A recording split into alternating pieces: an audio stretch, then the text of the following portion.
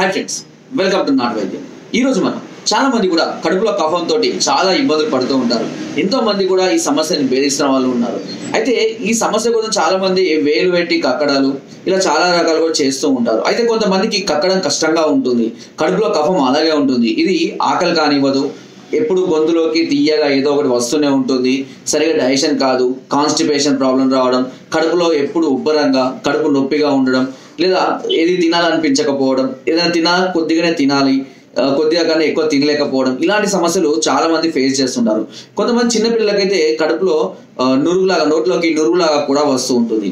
So ఇలాంటి సందర్భాలలో ఈ కడుపులోని కఫాన్ని పూర్తిగా తగ్గించే ఒక అద్భుతమైన చిట్కాని నేను చెప్తానండి. అదేవిధంగా కడుపులో ఉన్న కఫాన్ని మొత్తం బయటికి తీసే విధంగా కూడా నేను చెప్తాను. అంటే కడుపులో ఉన్నది కడుపులోనే కరిగిపోవచ్చు, లేదా బయటికి కూడా తీయవచ్చు. సో ఎలా అన్నది ఈరోజు మనం తెలుసుకుందాము. ముందుగా కడుపులో ఉన్న కఫాన్ని బయటికి కక్కించే ప్రయత్నం ఎలా చేయాలి అని అంటే, చాలా మంది కూడా పెద్దవాళ్ళు, ముఖ్యంగా ఇది పెద్దవాళ్ళు అంటే సుమారుగా 10 సంవత్సరాలు, 11 సంవత్సరాలు, 15 సంవత్సరాల పైన వాళ్ళు కూడా చేసుకోవచ్చు. ఏం చేయాలి అంటే, ఉదయం పరికడుపున లేవగానే ఒక గ్లాసు చిన్న పిల్లలు అయితే కనుక గ్లాసు గోరువెచ్చటి నీటిలో కొద్దిగా సాల్ట్ వేసుకొని కడుపు నిండా ఫుల్గా తాగాలి. ఒకే గ్లాస్ తాగాలని ఏం లేదు, ఎక్కువ కూడా తాగొచ్చు. ఫుల్గా అంటే ఫుల్గా, ఇంకా నాకు ఒక చెంచాడు వాటర్ కూడా పట్టదు అనేదంతా పూర్తిగా తాగేసేయాలి. సో గోరువెచ్చగా ఉండాలి, సాల్టీగానే ఉండాలి, కానీ ఫుల్గా సాల్ట్ ఉండదు, లైట్గా సాల్ట్ టేస్ట్ తెలియాలి అంతే.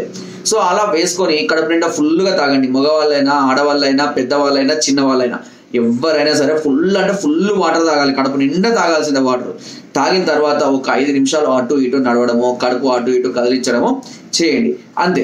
ఇంకా తర్వాత మీరు చేయాల్సింది ఏమీ లేదు, మిగతా అంతా కడుపే చేస్తుంది. ఎలా అంటే, జస్ట్ మీరు వాష్రూమ్లోకి వెళ్ళేసి జస్ట్ వంగి నోట్లో ఒక వేలు గొంతు దాకా పోనివ్వండి అంతే.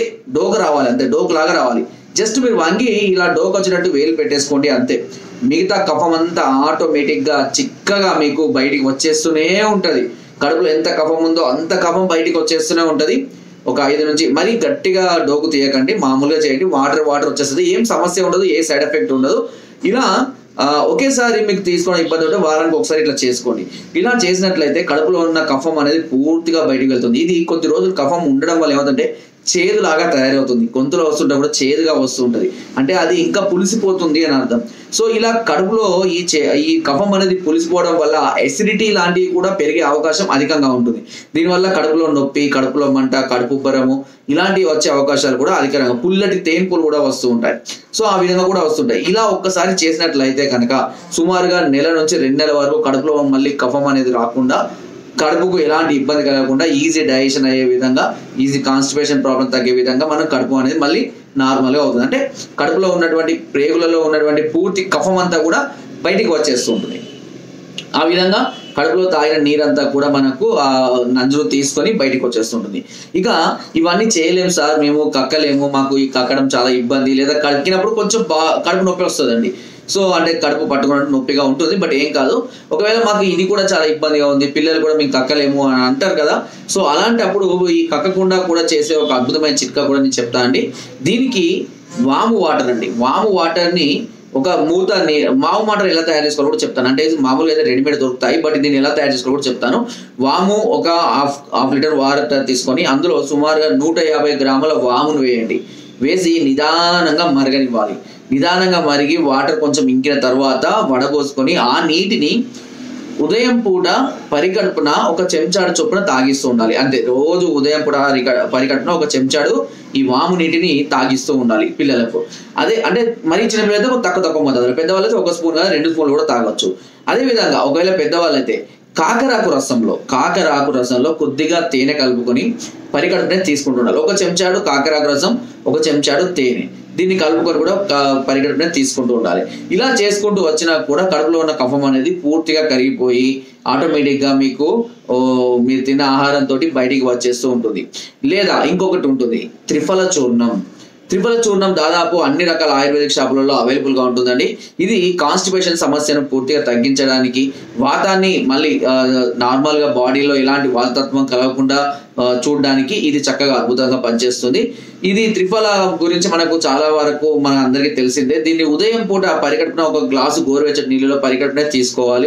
ఒక చెంచాడు ఈ చూర్ణాన్ని కలుపుకొని తాగేస్తూ ఉండాలి. ఇలా తాగినట్లయితే కనుక మీకు ఒక 1 to 2 hours లో ఒకసారి మోషన్ అవుతుందండి. ఈ మోషన్ ద్వారా కొంత కఫం అనేది కొద్దిగా వెళ్ళిపోతుంటది. అంతేకాకుండా ఈ త్రిఫల వల్ల వెయిట్ లాస్ కూడా జరుగుతారండి. సో కడుపులో ఉన్నటువంటి ఫ్యాట్ కూడా కరిగిపోవడం అనేది జరుగుతుంది. కాబట్టి వెయిట్ లాస్ అయ్యే అవకాశాలు కూడా అధికంగా ఉంటాయి. కాన్స్టిపేషన్ ప్రాబ్లం క్యూర్ అవుతుంది, ఇండైజెషన్ ప్రాబ్లం క్యూర్ అవుతుంది, అండ్ గ్యాస్, ఎసిడిటీ ఇలాంటి కడుపు ఉబ్బరాలు ఇలాంటి సమస్యలు కూడా, అంటే ఇది పొట్టకు చాలా మంచి బలాన్ని ఇవ్వడానికి చాలా అద్భుతంగా పనిచేస్తుంది.